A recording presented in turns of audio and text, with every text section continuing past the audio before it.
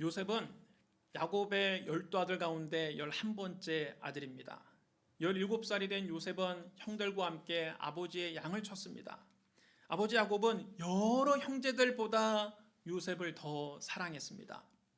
왜냐하면 요셉은 그가 91살이나 되는 노년에 가장 사랑하는 아내 라헬을 통해서 어렵게 얻은 아들이기 때문입니다. 게다가 그의 생모마저 막내 베냐민을 낳다가 죽고 이제는 없습니다. 야곱은 엄마를 속 빼닮은 요셉을 볼 때마다 자기가 사랑했던 아내 라헬이 생각이 났고, 어머니를 일찍 여의고 이복 형들 틈에 끼어서 자라는 요셉이 늘 마음이 안타까웠습니다. 그래서 요셉에게만 소매가 긴 채색 옷을 입혔습니다. 이것은 높은 지위에 있는 사람만 입을 수 있는 아주 값비싼 옷입니다. 형들은 아버지가 편애하는 요셉이 너무 싫고 미웠습니다. 그래서 요셉에게는 말 한마디도 다정하게 거는 법이 없었습니다. 하루는 요셉이 꿈을 꾸었습니다. 요셉이 형들과 함께 아침을 먹다가 자기 꿈 얘기를 합니다. 형들, 내가 꿈꾼 이야기를 좀 들어보세요. 우리가 다 밭에서 곡식단을 묶고 있는데 내 단은 우뚝 일어서고 당신들의 단은 내 단 앞에서 절하더이다. 형들이 그 말을 듣고 이를 바득바득 깝니다. 밥을 먹다 말고 숟가락을 내려놓고 나가면서 말을 합니다. 네가 참으로 우리의 왕이 되겠느냐? 참으로 우리를 다스리게 되겠느냐? 형들은 요셉의 꿈 이야기 때문에 전보다 요셉을 더 미워했습니다. 며칠 있다가 요셉이 또 꿈을 꾸었습니다. 요셉은 눈치가 없는지 또 형들에게 꿈 이야기를 합니다. 내가 또 꿈을 꾸었는데 해와 달과 11별이 나를 향해 절하더이다. 형들이 그 말을 듣고는 이를 바득바득 깝니다. 집안 분위기가 심상치가 않습니다. 아버지가 그래서 요셉을 그 밥상머리에서 크게 꾸짖었습니다. 야 이놈아, 그게 무슨 소리냐? 네가 꾼 꿈이 무엇이냐? 해와 달은 네 아버지와 어머니를 말하는 것이 아니냐? 11별은 네 형제들을 말하는 것 아니냐? 그러면 나와 네 어머니와 네 형들이 다 네 앞에 엎드려서 너한테 절한단 말이냐? 무슨 그런 고얀 말을 하냐? 앞으로 다시는 그런 얘기는 입 밖에 꺼내지도 마라. 아버지는 형들 들으라고 일부러 요셉에게 호통을 쳤습니다. 아버지는 말은 그렇게 해도 속으로는 이건 보통 꿈이 아니다 마음속에 담아두었습니다. 어느 날 요셉의 형들이 아버지의 양떼를 치려고 풀이 많은 세겜을 찾아가서 거기서 양을 쳤습니다. 아버지가 요셉에게 심부름을 시킵니다. 네 형들이 지금 세겜에 가서 양을 치고 있지 않느냐? 네가 가서 네 형들과 양떼가 잘 있는지 살펴보고 돌아와서 좀 나에게 알려다오. 네, 다녀오겠습니다, 아버지. 형들은 멀리서 요셉이 오는 것을 보고 자기들끼리 서로 의논했습니다. 보라, 저 꿈꾸는 자가 오는도다. 저 아이를 죽여서 그 시체를 구덩이에 넣자. 그리고 아버지에게는 들짐승이 저 아이를 죽였다고 말하자. 그가 꾼 꿈이 어떻게 되는 줄 우리가 한번 보자. 요셉이 형들에게 가까이 오자 형들은 요셉을 붙잡아서 그의 채색옷부터 벗겼습니다. 에이, 꼴도 보기 싫은 채색옷, 왜 너만 이렇게 좋은 옷을 입느냐? 그리고는 요셉을 물이 없는 깊은 구덩이 속에 던져버렸습니다. 요셉이 구덩이에 갇혀있는 동안 형들은 요셉이 싸가지고 온 음식을 먹었습니다. 형들이 요셉에게는 먹을 것도 마실 것도 주지 않았습니다. 요셉이 깊은 웅덩이 속에서 외쳤습니다. 살려주세요, 형님들. 나한테 왜 그러십니까? 날 좀 꺼내주세요. 그러나 그들은 들은 척도 하지 않고 요셉이 가지고 온 음식을 태연하게 먹었습니다. 그들이 음식을 먹다가 고개를 들어보니까 저 멀리서 이스마엘 사람들이 오고 있었습니다. 그들은 낙타에 향료와 유향과 모략을 싣고서 길르앗에서 애굽으로 가는 상인들이었습니다. 그 모습을 보고 유다가 형제들에게 말했습니다. 우리가 동생을 죽이고 그 사실을 아버지에게 숨긴다고 해서 우리에게 좋을 일이 뭐가 있느냐? 차라리 요셉을 저 이스마엘 사람들에게 팔아버리자. 그러면 동생을 죽이는 죄도 짓지 않아도 된다. 그리고 그래도 저 아이는 우리의 동생이고 우리와 피와 살을 나눈 형제가 아니냐. 형제들이 다 유다의 말에 동의했습니다. 미디안 상인들이 지나갈 때 형들이 요셉을 그 구덩이에서 꺼내서 은 20개를 받고 노예로 팔아버렸습니다. 요셉은 옷이 다 벗겨지고 노예니까 신발도 벗겨지고 발에는 착고가 채워지고 목에 쇠사슬을 묶인 채 노예로 끌려갔습니다. 그들은 요셉을 애국으로 데려갔습니다. 요셉이 노예로 끌려가면서 뒤를 돌아보며 형들에게 애원했습니다. 형님들, 나에게 왜 그러십니까? 제발 살려주세요. 날 좀 구해주세요. 그러나 형들은 이를 드러내고 씩 웃으면서 요셉에게 손을 흔들었습니다. 여러분, 세상에 이렇게 기가 막힌 일이 어디 있습니까? 요셉은 다른 사람들도 아닌 자기 형들에게 인신매매를 당했습니다. 세상에 여러분 이렇게 악한 형들이 어디 있습니까? 형들은 염소 한 마리를 죽여서 그 피를 요셉이 입던 채색 옷에 묻혔습니다. 그런 다음 그 옷을 아버지에게 가지고 가서 이렇게 말합니다. 아버지, 우리가 광야에서 이 옷을 주었습니다. 혹시 아버지가 사랑하는 아들의 옷이 아닌지 한번 살펴보십시오. 아버지가 그 옷을 보고 요셉 옷인 것을 알아보고 오열합니다. 내 아들의 옷이 맞구나. 악한 짐승이 그를 잡아먹었구나. 요셉이 분명 찢겼도다. 이를 어찌할꼬. 야곱은 너무 슬퍼서 자기 옷을 찢고 배로 자기 허리를 둘렀습니다. 야곱은 아들의 죽음 때문에 오랫동안 슬퍼했습니다. 자녀들이 야곱을 위로하려고 했지만 야곱은 위로를 받지 않았습니다. 야곱 마치 실성한 사람처럼 멍한 표정으로 늘 이 말을 반복했습니다. 내가 슬퍼하며 스올로 내려가 아들에게로 가리라. 내가 슬퍼하며 스올로 내려가 내 아들에게로 가리라. 한편 미디안 상인들은 요셉을 애굽으로 끌고 가서 바로의 친위대장 보디발에게 팔았습니다. 요셉은 아버지의 사랑을 독차지하고 채색 옷만 입던 사람이었는데 신분이 완전히 추락해서 이제는 그 집 노예가 됐습니다. 요셉은 보디발의 집에서 10년 동안 종살이하면서 뼈가 으스러지도록 고생을 합니다. 그러나 하나님께서 요셉과 함께 하심으로 그가 하는 일마다 형통했습니다. 보디발이 가만히 지켜보니까 하나님께서 요셉과 함께 하심으로 요셉에게 맡긴 일은 다 형통하게 되는 것입니다. 요셉에게 한번 일을 맡기면 자기가 하는 것보다 더 마음에 들게 잘했습니다. 자기가 하는 것보다 더 일이 잘 됐습니다. 그래서 보디발은 요셉을 가정 총무로 삼고 자기의 모든 소유를 요셉에게 맡깁니다. 그리고 요셉에게 맡긴 일은 간섭하지 않았습니다. 보디발이 요셉에게 자기의 집과 그의 모든 소유물을 주관하게 한 때부터 하나님이 요셉을 위해서 그 집에 복을 내리셨습니다. 하나님의 복이 보디발의 집과 밭에 있는 모든 소유물에 미쳤습니다. 고생 끝에 낙이 온다고 이제 요셉은 좀 살만해졌습니다. 비록 자기의 신분이 종이긴 하지만 요셉의 수하에도 많은 사람이 있고 보디발의 집안에서 이제는 자기 소신껏 일할 수 있는 처지가 되었습니다. 요셉은 이것이 하나님이 자기에게 주신 복이라고 생각했습니다. 그런데 여러분, 더 큰 불행이 요셉을 기다리고 있었습니다. 요셉은 용모가 빼어나고 아름다운 사람이었습니다. 성경에 그렇게 써 있습니다. 창세기 39장 6절에 이렇게 기록되어 있습니다. 요셉은 용모가 빼어나고 아름다웠더라. 요즘 말로 말하면 꽃미남이었던 것 같습니다. 키도 훤칠하게 크고 얼굴도 잘생기고 몸도 단단한 근육질이었습니다. 보디발의 아내가 이 요셉의 준수한 외모에 그만 반하고 말했습니다. 요셉을 보자마자 첫눈에 반합니다. 잘생겼다. 그 다음 날부터 주인의 아내가 요셉만 보면 자꾸만 한쪽 눈을 깜빡거립니다. 잘 되지도 않는 윙크를 하면서 여러분 요셉에게 다가옵니다. 유부녀가 여러분 왜 총각에게 끼를 부립니까? 시간이 흐르자 보디발에는 더 노골적으로 요셉을 유혹했습니다. 요셉, 한잔 할래? 자, 마셔. 요새 많이 힘들지? 아유, 덥다. 그러더니 겉옷을 하나 벗기 시작합니다. 요셉이 너무 어색해서 나가려고 하자 보디발의 아내가 요셉의 몸을 쓰다듬으면서 속삭입니다. 괜찮아. 가만히 있어. 열 여자 마다하는 남자가 없다고 보통 남자들 같으면 이 순간 유혹에 넘어갔을 것입니다. 게다가 자기는 지금 신분이 그 집 종이고 자기를 유혹하는 여자는 주인 마님입니다. 이 요구를 거절했다가는 죽을 수도 있습니다. 반대로 눈 한번 질끈 감고 마님의 청을 들어주면 앞으로 자기는 일을 안 해도 됩니다. 마님과 적당히 놀면서 편안하게 지낼 수 있었습니다. 그러나 요셉은 그 유혹을 단호하게 뿌리칩니다.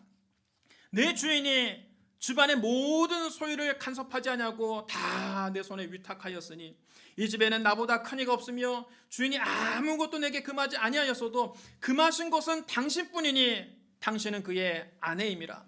그런즉 내가 어찌 이 큰 악을 행하여 하나님께 죄를 지으리이까. 여러분 따라해주시기 바랍니다. 내가 어찌 큰 악을 행하여 하나님께 죄를 지으리까? 하나님께 죄를 지으리까? 요셉은 사람에게 보이기 위해서 의를 행한 것이 아닙니다. 보디발에게 잘 보이기 위해서 자기 순결을 지킨 것이 아닙니다. 그는 하나님께서 늘 자기를 지켜보신다는 걸 알고 있었습니다. 하나님은 살아계시고 지금도 나를 지켜보고 계신다. 그래서 보는 사람이 없어도 그는 하나님 앞에서 자기의 순결을 지킨 것입니다. 여러분, 여자의 순결만 중요한 것이 아니라 남자의 순결도 중요합니다. 어느 날 요셉이 밖에서 일을 마치고 집에 돌아오자 집에 아무도 없었습니다. 그런데 저쪽에서 보디발의 아내가 또 유혹의 눈짓을 하면서 요셉에게 다가왔습니다. 요셉이 뒷걸음질을 치자 보디발의 아내는 요셉의 옷을 붙잡고 요셉에게 노골적으로 동침하자고 청합니다. 요셉이 완강하게 거절했지만 보디발의 아내가 요셉의 옷을 붙잡고 놔주질 않습니다. 할 수 없이 요셉이 자기 옷을 벗어놓고 그 자리를 피했습니다. 보디발의 아내는 번번이 요셉에게 거절을 당하자 자존심도 상하고 화도 났습니다. 요셉, 나를 이렇게 비참하게 만들다니. 널 가질 수 없다면 부셔버릴 거야. 정욕적인 사랑이 변하면 무서운 증오가 됩니다. 보디발의 아내가 요셉의 옷을 보더니만 갑자기 비명을 지릅니다. 사람 살려, 사람 살려. 밭에서 일하는 종들이 그 비명 소리를 듣고 집으로 달려왔습니다. 보디발의 아내가 사람들에게 울면서 하소연합니다. 저 이브리 종이 대낮에 아무도 없는 집에서 나를 겁탈하려다가 내가 소리를 지르니까 이렇게 옷을 벗어놓고 도망갔다. 어떡하면 좋냐. 여러분, 완전 거짓 증언입니다. 요셉은 무고했습니다. 하지만 본 사람이 아무도 없으니까 요셉이 아무리 아니라고 해도 믿어주는 사람이 없습니다. 정말 미치고 환장할 노릇입니다. 보디발의 아내는 사람들 앞에 요셉이 벗어놓고 간 옷을 증거로 내밀었습니다. 요셉은 변명 한 번 못하고 붙잡혔습니다. 보디발이 왕궁에서 일하다가 이 소식을 듣고 부랴부랴 집으로 달려왔습니다. 그는 자기 아내가 강간을 당하려고 했다는데 여러분, 그 종을 그만뒀겠습니까? 요셉을 가만뒀겠습니까? 요셉은 온몸이 피투성이가 되도록 얻어맞고 감옥에 갇혔습니다. 그 감옥은 왕의 죄수들을 가두는 특별 감옥입니다. 한 번 들어가면 언제 나올지 기약이 없는 감옥입니다. 요셉은 젊은 날을 감옥에서 썩게 됐습니다. 여러분, 세상에 이렇게 억울한 일이 어디 있습니까? 그러나 하나님은 감옥에서도 요셉과 함께 하셨습니다. 창세기 39장 21절로 23절에 이렇게 기록되어 있습니다. 여호와께서 요셉과 함께 하시고 그에게 인자를 더하사 간수장에게 은혜를 받게 하시매 간수장이 옥중제수를 다 요셉의 손에 맡김으로 그 재반 사물을 요셉이 처리하고 간수장은 그의 손에 맡긴 것은 무엇이든지 살펴보지 아니하였으니 이는 여호와께서 요셉과 함께 하심이라. 여호와께서 그를 범사에 형통하게 하셨더라. 여러분 따라해 주시기 바랍니다. 여호와께서 요셉과 함께 하심이라. 여호와께서 그를 범사에 형통하게 하셨더라. 하나님께서 감옥에서도 요셉과 함께 하셨고 감옥에서도 그를 형통하게 하셨습니다. 그 후에 애굽 왕의 술 맡은 관원장과 떡 굽는 관원장이 애굽 왕 바로에게 죄를 범했습니다. 바로가 그들에게 크게 노해서 그들을 친위대장의 집에 있는 감옥에 집어넣었습니다. 바로 요셉이 갇혀있던 그 감옥입니다. 술 맡은 관원장과 떡 굽는 관원장이라고 하면 왕에게 술이나 따르고 떡이나 굽는 하찮은 관리라고 생각하기 쉽습니다. 그러나 여러분, 실상은 그렇지가 않습니다. 그들은 왕이 마시는 술과 왕이 먹는 떡에 독이 들어있는지 안 들어있는지 최종적으로 확인하는 환관들입니다. 그들을 거치지 않고는 어떤 음식도 왕에게 전달되지 않습니다. 그들은 왕의 목숨을 가장 가까이에서 지키는 최측근들입니다. 왕이 가장 신이 많은 사람을 술 맡은 관원장과 떡 굽는 관원장 그 자리에 앉히는 겁니다. 따라서 그들은 바로를 가장 가까이에서 모시는 애굽의 실세들이었습니다. 그들이 현직에 있을 때 그 권세는 참으로 대단했습니다. 애굽에서 그들의 말 한마디면 나는 새도 떨어뜨릴 수 있었습니다. 히브리에서 노예로 팔려온 요셉이 어떻게 애굽의 이런 고관들을 만나겠습니까? 보디발의 집에서 심부름이 나던 그런 노예가 어떻게 애굽의 국정을 관할하는 이 황단들을 만날 수 있겠습니까? 요셉이 그 감옥에 갇히지 않았다면 평생 얼굴 한번 보기 힘든 고관들입니다.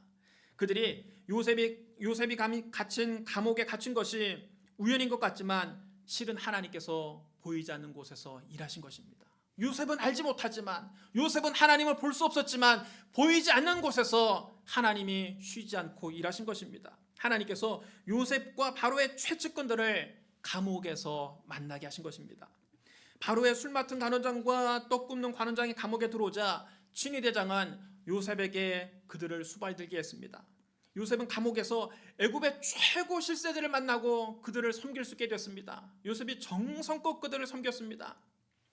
술 맡은 관원장과 떡 굽는 관원장도 요셉의 진실함과 성실함을 보고 곧 그를 신임하게 됩니다. 그런데 어느 날 술 맡은 관원장과 떡 굽는 관원장 두 사람이 하룻밤에 각각 꿈을 꾸었는데 그 내용이 서로 달랐습니다. 다음날 아침 요셉이 그들에게 들어가 보니까 그들이 얼굴에 수심이 가득합니다. 얼굴이 새카맣게 질려 있었습니다. 요셉이 그들에게 물었습니다. 오늘 두 분의 얼굴빛이 왜 그렇게 좋지 않습니까? 무슨 근심이라도 있습니까? 술 맡은 관원장과 떡 굽는 관원장이 한숨을 푹 내쉬면서 말합니다. 우리가 어젯밤에 꿈을 꾸었는데 그 꿈이 도무지 무슨 뜻인지 모르겠네. 그 꿈을 해석해 줄 사람이 없다네. 요셉이 그들에게 겸손하게 말했습니다. 해석은 하나님께 있지 않습니까? 꿈꾸신 것을 제게 말씀해 보십시오. 그러자 술 맡은 관원장이 먼저 요셉에게 자기가 꾼 꿈 이야기를 해주었습니다. 꿈에 내 앞에 포도나무 하나가 서 있는 것을 보았네. 그 나무에 가지가 셋이 달려 있었는데 싹이 돋고 곧 꽃이 피더니 금세 그 가지에 포도송이가 열리는 거네. 내 손에 바로의 잔이 달려있기로 내가 포도를 따서 바로의 잔에 그 포도즙을 짜 넣었네. 그리고는 그것을 바로께 갖다 드렸네. 요셉이 그 이야기를 다 듣고는 웃으면서 말했습니다. 그 꿈은 이런 뜻입니다. 가지 셋은 3일을 의미합니다. 3일 안에 바로께서 관원장님을 풀어주시고 관원장님의 옛 지위를 회복시켜 주실 것입니다. 관원장님이 전에 하시던 대로 바로의 손에 술잔을 올려드리게 될 것입니다. 그런데 관원장님, 한 가지 부탁이 있습니다. 당신이 잘 되시거든 저를 좀 기억해 주십시오. 저에게 은혜를 베풀어서 바로에게 제 얘기를 해주셔서 저를 이곳에서 좀 꺼내 주십시오. 저는 히브리 땅에서 끌려왔는데 여기에서 감옥에 갇힐 만한 일은 절대 하지 않았습니다. 술 맡은 관원장이 기분이 좋아져서 흔쾌히 허락을 합니다. 아무렴 내가 자네를 기억하다마다 내가 복직만 되면 곧장 바로에게 자네 얘기를 해서 자네를 여기서 빼주겠네. 그러니 자네는 걱정 푹 놓고 나만 믿게. 요셉의 꿈풀이가 좋은 것을 보고 옆에 있던 떡 굽는 관원장도 요셉에게 말했습니다. 나도 꿈을 꾸었는데 보니까 내 머리 위에 광줄이 3개가 있었네. 맨 위에 있는 광주리에 바로에게 드릴 떡이 있었는데 새들이 날아와서 내 머리 위에 있는 그 광주리 떡을 다 먹어치워 버렸네. 요셉이 그 꿈을 듣고 안타까워하며 말했습니다. 관원장님, 그 꿈은 이런 뜻입니다. 새 광주리는 3일을 의미합니다. 3일 안에 바로께서 관원장님의 목을 베고 관원장님의 몸을 나무에 매달 겁니다. 새들이 와서 관원장님의 살을 뜯어먹을 것입니다. 떡 굽는 관원장이 이 요셉의 꿈풀을 듣고 얼굴이 하얗게 질렸습니다. 그 3일째 되는 날은 마침 바로의 생일날이었습니다. 바로가 모든 신하들을 불러 모아놓고 큰 잔치를 베풀었습니다. 바로가 그 자리에 술 맡은 관원장과 떡 굽는 관원장을 불러들였습니다. 그리고 술 맡은 관원장은 원래의 자리로 복식시키고 떡 굽는 관원장은 정말 목을 베서 그 몸을 나무에 매달게 했습니다. 요셉이 꿈을 해석해 준 그대로 되었습니다. 요셉은 이제 술 맡은 관원장이 자기를 꺼내줄 거라고 생각하고 기다렸습니다. 그러나 하루가 지나도 소식이 없고 이틀이 지나도 소식이 없고 3일이 지나도 소식이 없습니다. 한 달이 가도 2달이 가도 석 달이 가도 감감무소식입니다. 술 맡은 관원장은 복직되자마자 요셉을 새카맣게 잊어버렸습니다. 창세기 40장 23절에 이렇게 기록되어 있습니다. 술 맡은 관원장이 요셉을 기억하지 못하고 그를 잊었더라. 사람은 화장실 갈 때 다르고 나올 때 다릅니다. 자기가 급할 때는 요셉을 풀어주겠다고 철석같이 약속을 했지만 자기 급한 일 다 해결되고 나니까 남의 사정은 금방 잊어버리는 겁니다. 여러분, 사람이 다 이렇습니다. 사람들은 남의 일에 큰 관심이 없습니다. 그래서 사람을 의지할 바가 못 되는 것입니다. 믿는 도끼에 발등 찍힌다, 이런 속담이 여러분 왜 있겠습니까? 사람을 믿고 의지하면 반드시 실망하게 되어 있습니다. 요셉은 사람에게 크게 실망한 다음, 술 맡은 관원장에게 크게 실망한 다음 이제 오직 하나님만 믿고 의지하게 됐습니다.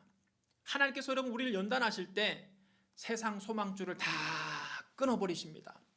우리가 하나님보다 더 믿는 구석이 있으면 그 믿는 구석을 무너지게 만드십니다. 그래서 인간적인 수단과 방법을 다 버리고 오직 하나님만 믿고 의지하게 만드십니다. 오랜 세월 우리가 고난의 용광로를 지나게 되면 우리 마음속에서 세상적인 불순물들이 다 제거되고 하나님만 의지하는 순금 같은 신앙만 남게 됩니다. 하나님의 때가 이르자 하나님이 요셉을 높여주십니다. 그로부터 만 2년 후에 바로가 희한한 꿈을 꿉니다. 꿈에 보니까 아름답고 살찐 암소 7마리가 강가에서 올라와 평화롭게 불을 뜯고 있는데 그 뒤에 흉악하고 파리한 7 암소가 다시 올라와서 나일강에서 그 풀을 뜯고 있는 살찐 암소들을 다 먹어치워 버렸습니다. 바로가 너무 놀라서 잠에서 깼습니다. 그러고 나서 다시 잠을 들었는데 또 꿈에 이번에는 한 줄기에 무성하고 충실한 7 이삭이 나오고 그 후에 가늘고 동풍에 삐쩍 마른 7 이삭이 나오더니 그 삐쩍 마른 7 이삭이 무성하고 충실한 7 이삭을 다 삼켜버렸습니다. 바로가 너무 무서워서 식은땀을 흘리면서 잠에서 깼습니다. 다음날 아침 바로는 애굽에 있는 모든 점술가들과 현인들을 불러서 그들에게 그의 꿈을 이야기해 주었으나 그 꿈을 해석하는 사람이 없었습니다. 바로가 이 꿈 때문에 너무 답답하고 있을 때 술 맡은 관원장은 그제서야 요셉이 생각났습니다. 술 맡은 관원장이 바로에게 아뢰었습니다. 내가 오늘 내 죄를 기억하나이다. 바로께서 종들에게 놓아사 나와 떡 굽는 관원장을 친위의 집에 가두셨을 때에 나와 그가 하룻밤에 꿈을 꾼즉 각기 뜻이 있는 꿈이라 그곳에 친위 대장의 종된 히브리 청년이 우리와 함께 있기로 우리가 그에게 말하며 그가 우리 꿈을 풀되 그 꿈대로 각 사람에게 해석하더니 그가 해석한 대로 되어 나는 복직되고 그는 매달렸나이다. 그 이야기를 듣자마자 바로가 당장 사람을 보내서 요셉을 불러오라고 했습니다. 사람들이 서둘러서 요셉을 감옥에서 꺼내 주었습니다. 그들은 요셉의 수염을 깎고 깨끗한 옷으로 갈아입힌 후에 요셉을 바로 앞에 세웠습니다. 흔히들 여자는 꾸미기 나름이라고 합니다. 그러나 사실은 남자도 꾸미기 나름입니다. 수염을 깎고 새 옷을 말쑥하게 입혀놓으니까 요셉에게서 귀티가 나고 신사의 품격이 느껴졌습니다. 바로가 요셉에게 말했습니다. 내가 한 꿈을 꾸었으나 그것을 해석하는 자가 없더니 들어본즉 너는 꿈을 들으면 능히 푼다고 하더라. 그때 요셉이 바로에게 이렇게 대답합니다. 내가 아니라 하나님께서 바로에게 편안한 대답을 하시리이다. 여러분 따라해 주시랍니다. 내가 아니라 하나님께서 이제 요셉은 100% 하나님만 의지하게 된 것입니다. 그 전까지는 그래도 사람을 의지하는 마음이 조금은 있었습니다. 그러나 이제는 사람을 의지하지 않습니다. 100% 하나님만 의지합니다. 바로가 요셉에게 꿈 이야기를 해주자 요셉은 명쾌하게 그 꿈을 풀어주었습니다. 바로의 꿈은 하나입니다. 하나님께서 하실 일을 바로에게 보여주신 겁니다. 7 암소는 7회요 7 좋은 이삭도 7회니 그 꿈은 하나입니다.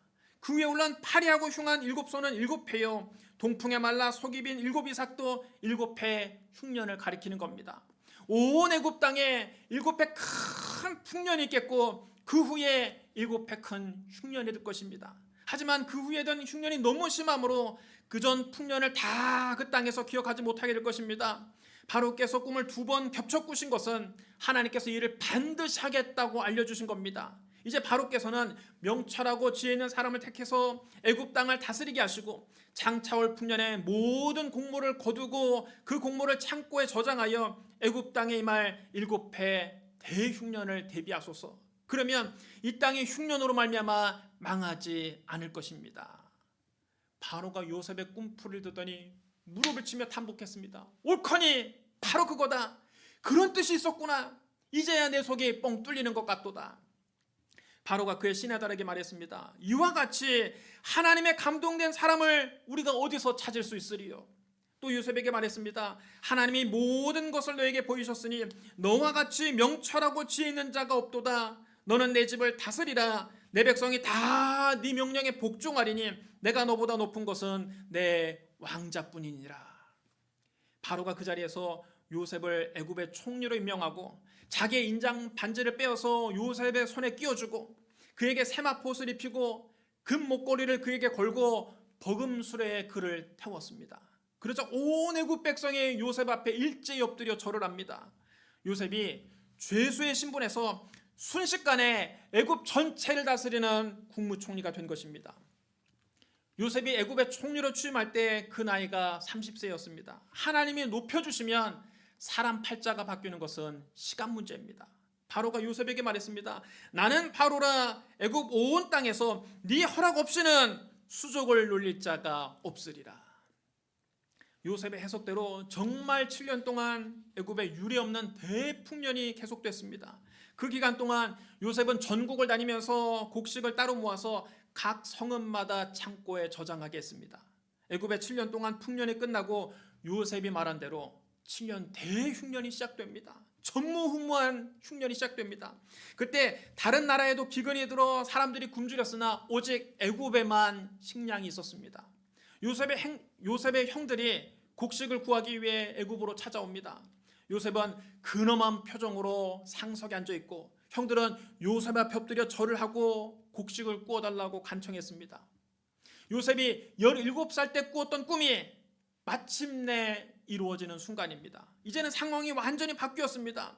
애굽에서 요셉의 권세는 바로의 권세에 버금갑니다. 요셉의 허락 없이는 곡식 한 톨도 내줄 수가 없고 요셉의 말 한마디면 형들은 감옥에 갇히거나 사형당할 수도 있습니다. 보통 사람 같으면 형들에게 복수했을 것입니다. 너희가 나를 이렇게 고생시켰으니 너희도 한번 똑같이 당해봐라. 내가 당한 만큼만 너희도 한번 당해봐라. 요셉은 얼마든지 그럴 수 있는 힘이 있었습니다. 하지만 요셉은 형들에게 복수하지 않았습니다. 요셉이 울면서 형들에게 자기의 정체를 밝힙니다. 나는 당신들의 아우 요셉이니 당신들이 애굽의 판자라. 당신들이 나를 이곳에 팔았다고 해서 근심하지 마소서, 한탄하지 마소서. 하나님이 생명을 구원하시려고 나를 당신들보다 먼저 보내셨나이다. 여러분 따라해 주시랍니다. 하나님이 생명을 구원하시려고 나를 당신들보다 먼저 보내셨나이다. 요셉은 애굽의 총리가 되고 나서야 그동안 자기가 겪은 모든 고난이 하나님의 섭리였음을 깨달았습니다. 요셉이 고난 당할 당시에는 하나님의 뜻을 알 수가 없었습니다. 형들에게 인신매매를 당해서 애굽에 팔려올 때 자기가 왜 이런 일을 당하는지 이해하지 못했습니다. 보디발의 집에서 뼈가 으스러지도록 종살이할 때 자기가 왜 이런 고생을 해야 되는지 알 수가 없었습니다. 보디발의 아내 때문에 억울한 누명을 쓰고 옥살이를 할 때에도 하나님의 뜻이 어디 있는지 도무지 알 수가 없었습니다. 그러나 애굽의 총리가 낸 다음 뒤돌아보니까 이 모든 일의 배후에 하나님의 보이지 않는 손이 있었던 겁니다. 하나님께서 요셉을 애굽의 총리로 세워서 애굽뿐만 아니라 근동 지역의 많은 백성을 7년 대흉년으로부터 구하시려고 하신 겁니다. 요셉은 애굽의 총리가 되고 나서야 비로소 하나님의 기쁘신 뜻을 깨달았습니다. 결국 자기를 애굽에 보내신 분은 자기 형들이 아니라 바로 하나님이셨음을 알게 됐습니다. 그래서 요셉은 형들에게 원한을 갚은 것이 아니라 형들을 용서하고 오히려 그들을 위로했습니다. 그리고 형들과 형들의 가족들을 모두 다 애굽으로 데리고 와서 애굽에서 가장 기름진 땅인 고센 땅에 정착해서 살 수 있게 배려해 주었습니다. 나중에 아버지 야곱이 죽자 형들은 요셉이 자기들에게 복수할 것이 두려웠습니다. 아버지가 살아계실 동안은 요셉이 아버지를 봐서 우리를 살려줬지만 이제 아버지가 세상을 떠나셨으니 틀림없이 요셉이 우리에게 복수할 것이다. 형들은 요셉에게 사람을 보내서 아버지가 돌아가시기 전에 형들의 죄와 허물을 용서하라는 유언을 남기셨다고 거짓말까지 했습니다. 그래도 안심이 안 되었던지 형들이 직접 요셉 앞에 찾아와서 요셉 앞에 엎드려 절하며 말했습니다. 우리는 당신의 종들이니이다. 그때 요셉이 오히려 간곡한 말로 형들을 위로합니다. 두려워하지 마소서.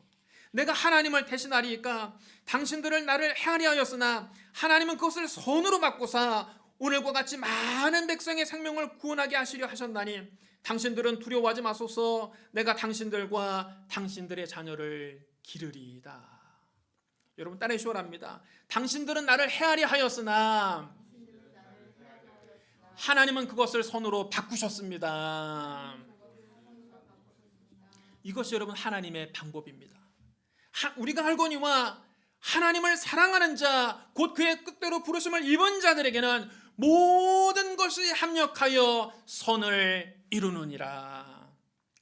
사랑하는 성도 여러분, 우리 하나님은 악을 선으로 바꾸시는 하나님이십니다. 하나님을 사랑하는 자, 곧 그의 뜻대로 부르심을 입은 자들에게는 모든 일이 합력하여 선을 이루게 됩니다. 요셉이 애굽의 종으로 팔려간 것이 형들에게 인신매매를 당한 것처럼 보이지만 사실은 많은 사람의 생명을 구원하기 위해 하나님이 요셉을 먼저 애굽에 보내신 겁니다. 요셉이 억울하게 누명을 쓰고 감옥에 갇힌 것은 바로의 측근인 술 맡은 관원장을 만나기 위해서입니다. 감옥은 요셉이 매장당한 장소가 아니라 요셉이 애굽의 총리가 되는 지름길이었습니다. 하나님께서 때로 우리를 막다른 골목에 몰아넣을 때가 있습니다. 이해 안 되는 골목으로 몰아넣을 때가 있습니다. 그런데 그것이 하나님께서 예비하신 가장 빠른 지름길일 수 있습니다. 요셉이 애굽의 총리가 된 것이 궁극적인 선이 아닙니다. 요셉을 통해 야곱의 가족이 모두 다 생명을 보존할 수 있었고 훗날 그 가문에서 우리 주 예수 그리스도께서 나셨고 예수 그리스도를 통해 많은 사람이 구원을 받게 됐습니다. 참으로 모든 일이 합력하여 선을 이루게 된 것입니다. 내 인생의 해피엔딩은 단순히 고생 끝에 낙이 오는 것이 아닙니다. 내 삶을 통해 하나님의 뜻이 이루어지는 것이 진정 모든 일이 합력하여 선을 이루게 되는 것입니다. 하나님은 보이지 않아도 지금도 우리를 위해서 일하고 계십니다. 우리가 하나님의 일하심을 볼 수 없어도 하나님은 결코 멈추지 않습니다. 우리가 하나님의 일하심을 알 수 없어도 하나님은 결코 멈추지 않으십니다. 지금 여러분은 어느 지점에 와 있습니까? 배신의 구덩이에 갇혀 있습니까? 억울한 감옥에 갇혀 있습니까? 이해할 수 없는 감옥에 갇혀 있습니까? 성경은 너희들 인생에 항상 모든 것이 좋을 것이다 말씀하지 않습니다. 모든 일이 합력하여 선을 이루게 된다고 말씀하고 있습니다. 감옥에서도 요셉과 함께 하신 그 하나님을 신뢰하십시오. 지금 그 하나님이 지금도 여러분을 위해서 일하고 계십니다. 하나님께서 여러분에게 닥친 모든 일이 합력해서 선을 이루어 줄 것을 믿고 감사하시기를 주님의 이름으로 축복합니다. 우리 기도하겠습니다. 사랑과 은혜가 풍성하신 하나님 아버지, 우리가 인생을 살면서 여러 가지 악한 일을 당합니다. 이해할 수 없는 일을 당합니다. 참을 수 없는 억울한 일도 당합니다. 그러나 이 모든 일의 배후에 하나님이 역사하심을 믿습니다. 하나님께서 지금도 우리를 위해서 일하심을 믿습니다. 우리의 일생을 주님께 맡깁니다. 주여, 모든 일이 합력하여 하나님의 뜻을 이루어 주시옵소서. 예수님 이름으로 감사하며 기도드리옵나이다. 아멘.